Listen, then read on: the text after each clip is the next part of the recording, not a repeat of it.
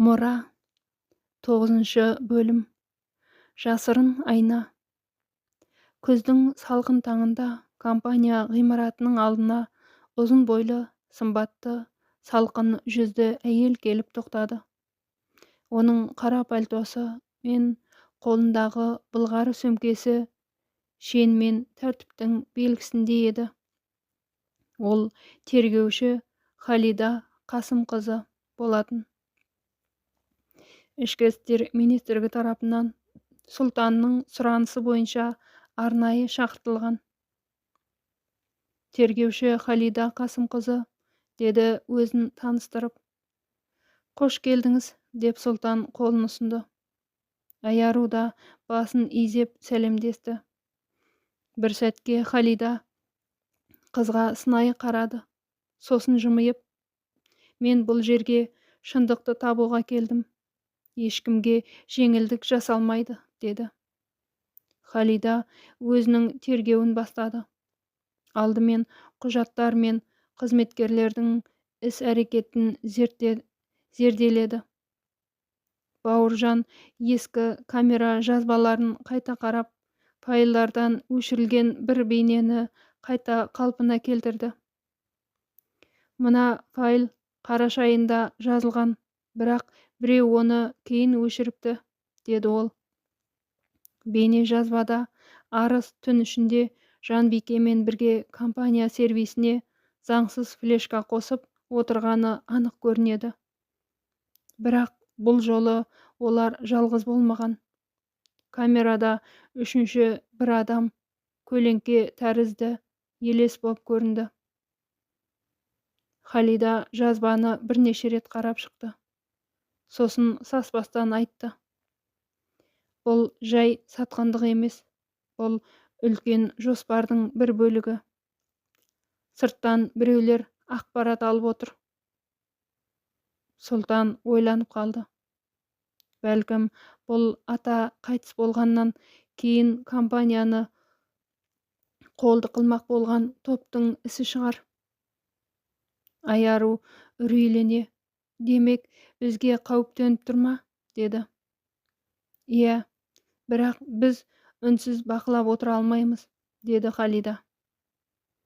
Осы сәтте Жанбике мен Арыс сыртта бір кафеде әлдекіммен кездесіп отыр еді. Бізде әлі де құнды ақпарат бар. Тек оны пайдаланатын дұрыс сәт керек, деді Жанбике сыбырлап. Қарсы алдында отырған адам оның сөзіне үнсіз бас изеді. Бет жүзін беймәлім қалдырды. Жаңа ойын басталған еді. Енді ол ойынның салмағы әлде қайда ауыр болатын. Сезім мен сенім.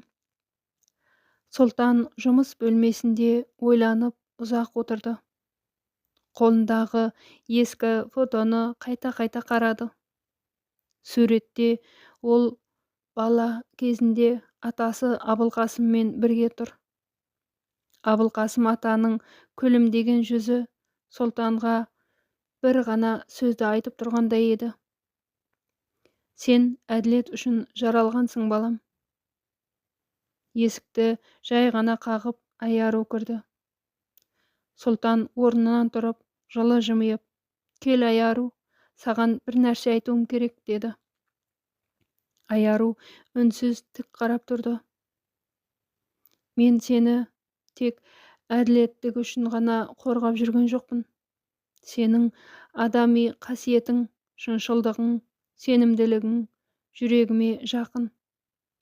Мен, деп Сұлтан сөзін аяқтай алмай кідірді.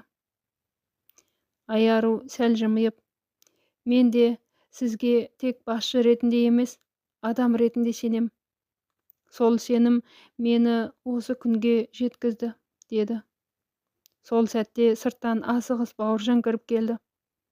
Қолында флешка. Дәлел табылды, деді ол. Сұлтан флешканы алып ноутбукке қосты. Экранда жаңа бейне ашылды.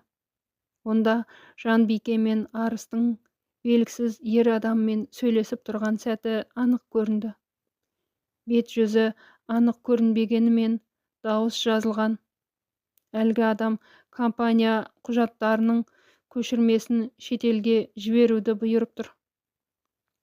Бұл шпиондық іс. Бұл жолы олар оңбай күйеді, деді Халида тергеуші. Сол түні Жанбике арысқа. Енді бәрі бітті. Тек бір ғана жол қалды, деді. Қай жол? Қашу, тек қашу, деп көзіне үрей үйірілді. Алайда олар кеш қалған еді. Таңертеңгі сағат 7:45-те полиция арнайы топпен келіп, Жанбике мен Арысты ұстап әкетті. Сұлтан мен Аяру компанияның кіреберісінде тұрды. Күздің салқын желі ақырын есіп, көктем хабарын ала келгендей. Енді бұл мекемеде шындық пен сенім үстемдік құрады, деді Сұлтан. Аяру күлімсіреп, ал махаббат ше? Сұлтан жай ғана жауап берді. Ол жүректе баяғыда басталып кеткен.